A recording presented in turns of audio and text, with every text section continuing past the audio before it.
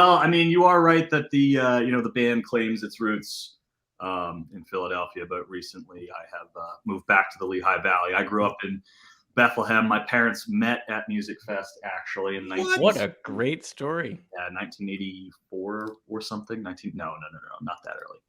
1990. Did they really meet at Music Fest? Yeah. What was there a story behind it? Like were they at the ticket booth? Yeah. So my dad was wearing a white T-shirt. He was coming out of Rips, I think. Rippers. Yeah. Okay. Of course. This is great. This is already the best podcast. He was coming out of that bar with his friends, and he had a shirt on that he got bungee jumping the day before, and it said just one word. It said "boing" with a exclamation point. Nice. Okay. And the T-shirt caught my mom's attention, and my mom was too timid to approach him on his own, so she was with like her sister and all her friends. And she sent an envoy to approach my dad. An entourage. Yeah, my dad, 25 or so years later, will say that he was hoping that the woman that my mom sent was the one who was interested. And then when the story was actually that's amazing, man. Your dad, yeah. So, and what then story. Yeah. Well, I think that should give you carte blanche to always play Music Fest. Like how you if you win the Masters, you're allowed to play the Masters for the rest of your life, no matter how bad a golfer you are. This is the thing. Like, no matter if you're a band or not, you guys should be allowed to play. Yeah, you'd think it was that easy, but I think if the bar was set at your parents had to meet at Music Fest, I think there'd be a lot of people playing music. It'd be half the Lehigh Valley. Yeah. It'd be 20 stages and 3 months long. Yes, and mostly terrible. Yeah, exactly. You're all probably multi-instrumentalists. Like the bassist plays guitar. You just talked about the drummer could be a front man. You do guitar and synth, whatever. Like, you can tell that you guys are all musicians. Yeah. And then you settle into a role. Yeah. And I mean, for the first 14 months of the pandemic or whatever, however long it was until we were able to get back. For all that time, we were pretty much a studio band and, just working on stuff as we could and doing online content similar to this and doing live streams and stuff. But like you said, I play synth and guitar. Derek, the guitar player, plays keys and guitar. Austin, the bass player, plays drums, bass, guitar, piano. And Henry plays drums, bass, guitar, keys, and everybody sings. So and I think where that comes out is even if you're continuing to play the bass, you're going to play it in different ways if you know how to play other instruments, and same for the others. So it really comes across that you have a pretty diverse offering of songs where one song will be like, oh, this sounds just like this band. And then the next one will be like a totally different sound. Still all from the same kind of neighborhood, but very different. And you even mentioning too, like, that you were very much a studio band. You guys play those songs live very true to the studio. Like, some people sound great in the studio and then like slop on stage. You guys really carry that over to where it's definitely a live performance. Like, you don't want it to sound like it's a recording. Right.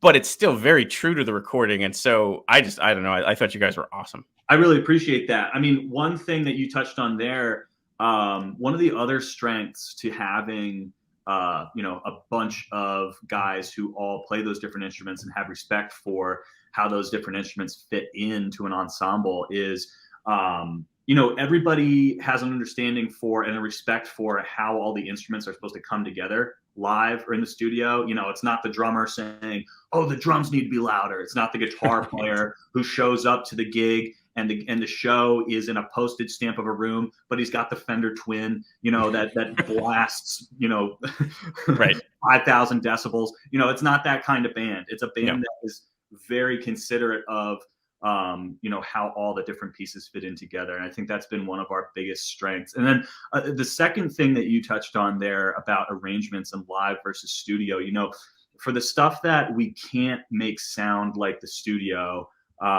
we are very unafraid to just flip a song on its head and just completely different arrangement. I don't want to forget about it. Why Tioga? Okay. Yeah. So we were looking for a name for the band, and I was looking at lists of words around that like names of things around in and around Philadelphia, because we wanted something that kind of represented where the band formed. And one of the words that we had kind of seen everywhere was Tioga. There's a Tioga Street. So I looked back, and there was a guy from Bethlehem in the 19th century who walked all around to different Native American tribes in the area, so like in and around the tri-state area. And one of the words that he documented, because I believe Tioga was anglicized at that point and was in use, but the word was Teogen or Teogen, and it meant a gathering place or a gathering point. And Philadelphia was kind of that convergence for us, and Tioga is that convergence for us, because we're all coming from different, geographical backgrounds. We're all coming from different locations. We're all coming from different places musically. Derek fronted a hardcore band before he decided to, be in this, and Austin has always been into pop punk, and I've always been in my own thing, and all that stuff kind of blends and converges in this band, and that's why we named it Tioga. But I say Tioga and not Tioga, one, to differentiate ourselves from the camper van and the county and the street, but also two, because just based on my research and what I looked up, it's a little bit closer to the pronunciation of No, that's awesome. That's a great way more interesting answer than I thought I was going to get. That's really, no, it didn't. I don't know. Welcome. Hey. Hello, Freak. Hello, Sammy. Hi. How's it going? Hi. How did it start? Like as a young musician or a person who's gonna, start playing music, you get attracted to funk music, bass, whatever. How did that all start for you, Freak? Yeah, well, I mean, definitely. I always say, I'm sure no matter what part of the world I grew up in, I'd be playing music no matter where I was. But sure. Cincinnati definitely had a huge impact. Cincinnati, for those that you don't know, has a pretty deep and rich history of funk, going all the way back to almost all the James Brown hits that were recorded here in Cincinnati back in the late 60s and early 1970s, King Records. And then that kind of stemmed, obviously, that's how Bootsy kind of got discovered, because he was from Cincinnati and James was looking for a bass player. And so he jumped on with him there. And then you moved into the 80s with bands like Midnight Star and Zap and Zapper from Dayton, which is basically 45 minutes up the road from Cincinnati, Ohio Players, Lakeside. It just goes on. And so there's always been this like really rich funk history here. And I mean, I can remember like it was yesterday. I was at the hardware store with my dad. I was probably 7 or 8 years old, and a gentleman walked by the window. They had a big window in front, and he had a huge boombox, and it was More Bounce to the Ounce by Zapp was playing. And I didn't know that's what it was at the time. All I just heard was this thumping bass, and it was coming at me, and I was like, and I was just kind of starting to get into music. I was playing drums a little bit at that point, and I was like, that's whatever I'm hearing on that boombox. I'm not even sure what that is I'm hearing on that boombox, but that's the type of music and that's the type of sounds I want to. But I want more of that. Yeah, I always talk about it, like somewhere around 7 and 9, it'll happen, and then again at like 16, there's a song that like changes your ears forever. And that's it. You're right. And that was that for you. And it was it was definitely Zap, More Bounce to the Ounce. And then on the visual side, there's two big things. Like everybody will ask, and maybe we'll talk about this, but everybody's like, always asking about the way I dress and all that kind of stuff. For me, it was always the music and the visual happened simultaneously. It wasn't a separate thing. And so I remember being, for instance, on the visual thing, there were two kind of big moments. One was, I was probably 5th or 6th grade. I was on my mom's couch, like probably up too late, half awake, half asleep. And I remember the video for Ashes to Ashes from David Bowie came on, and I didn't even know what I was like, what is this? Am I dreaming? It was so weird looking. And then I was like it was like hypnotizing. And then, a little bit before that, downtown Cincinnati, there used to be a record store down there, and they had this huge cardboard cutout of Bootsy. He looked like, I didn't even know he's a musician. He just looked like a freaking superhero to me, standing there with his hands waist.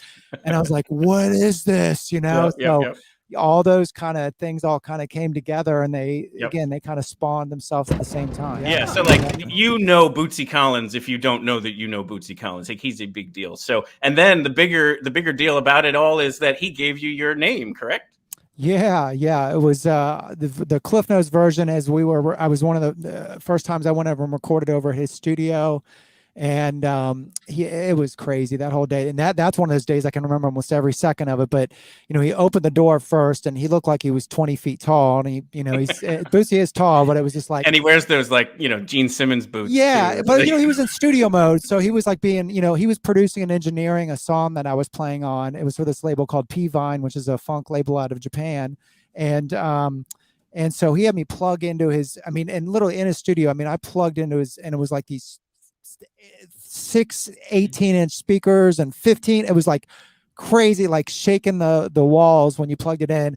And he had all these effects around the studio, and I kept I was like, can I plug this in? Can I plug this in? And he kept saying, he's like, man, you got the freaky bass thing going on.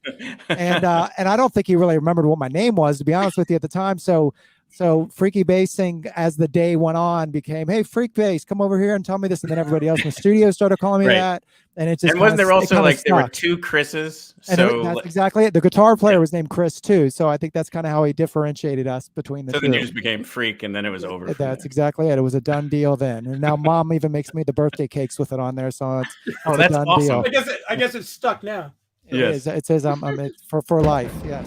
Yes, the EP is called Sweet Tooth, and the single is called With You. Yep. Out on all streaming platforms, so I'm super excited about it. The video for that is pretty awesome too. Which I wanted to ask you about. It must have been so much fun because what's the name of it? It's called With You. And he'll bring it up now. But you were able to just like grab cake with your hands like in a good way, a 2-year-old, yes. it must have been so much fun. It was a blast, and I just love the idea of like being all like music video ready and stuff, and digging into this like beautiful cake and like eating it. And actually, it started on a Freak Bass tour. I do this thing on Instagram sometimes called Sammi Eats, where like I'll eat a new food. So it's sort of like, again, happened like very naturally. I was like, oh, this sort of is kind of like Sammi Eats, and I eat a cake. Like, I've done this before. This isn't sure. Oh, that is so. Like, who wouldn't want to listen to that? Like, that is so much fun. Well, and you just created that out of nowhere. And what's neat about it too is you saw how I kind of started adding each part. Well, it's like a chef making a beautiful. Oh, thank you. Well, and then what we start doing, we'll start flipping it though sometimes too, where so maybe if I do something really cool on guitar, I might extract the bass and then have the bass actually start following the guitar. So it's just ever evolving. So one grooves. I've had grooves on Twitch sometimes that I think are going to go 5 or 10 minutes, and they end up going an hour because it just keeps evolving into something else. I absolutely love it. Like actually, if you on Instagram today, I had posted something from Music Fest 2019, where you do that on stage. Yeah, I use a loop station, and then you have a band around you too that can kind of follow the lead, and it is a special thing to witness. Like, if you guys get the chance to ever see Freak Bass play live, or especially again at Music Fest, it is such a cool thing. Yeah, and that's one of my favorite. We play a lot of festivals, but Music Fest is such an amazing festival. I love it. And you guys are lucky to have it there. Yeah. Speaking of which, you reminded me. My whole wall back here is pictures I've taken from Music Fest, and you're only the second person I've interviewed that's actually on the wall. So hang on a second. Oh, wow. So I think this is 2018. Okay. And so I'm reading this like review of who's playing the night. This was before I did my own. Sure. And I'm like, okay, this guy plays just bass, and okay, but I'll go check that out. And then I show up to the stage, and you're in a straight up Riddler costume. That's right. Oh wow, I love that photo. That's awesome. That's amazing. Music Fest just is very photographic. Yeah. Anyway, so I love this picture because you are in full bass mode, and I stood there for the entire set. I was absolutely mesmerized. Oh, thank you so much. Back in 2010, you had a hype video for the Notre Dame sports teams? Yes, I did. Now here's the thing: is you got to find this, George.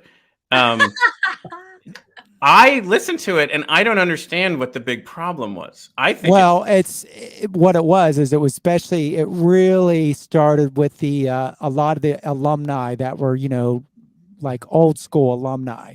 Right. And then here's this guy that looks like me coming in there, probably like, what is going on? So the way that all happened was, obviously being from the Midwest, you can't help but being a Notre Dame fan because it's almost like they're the New York Yankees of the Midwest in terms of college sports. True. Yep. But the gentleman that does their visuals, I did a song for the Cincinnati Reds called Reds Fan. Mm-hmm. And they showed at the ballpark and they play the song and stuff. And so he happened to be there. He saw it. He loved it. He said, you know, would you be interested in doing a song for Notre Dame? And I was like, sure, that sounds fun. And he's like, well, let's do it. And then we did the song and he's like, well, you want to do a video? And I'm like, okay. And believe me, I was apprehensive about, I mean, I talked to a lot of even my friends that are like sportscasters here in Cincinnati. And I was like, is this the right thing to do? It's like, I'm not from Notre Dame. I didn't go to Notre Dame. And so I get it wasn't like, I get that, you know, if someone came in here, looked like me and was doing a song about the Reds, I'd be like, dude, what's going on? You're not a Cincinnati guy. So I get all that. So it was, but it was crazy. I mean, the blowback was extreme for a few days. Really? I mean, it was crazy. When I read, and it was usually older people.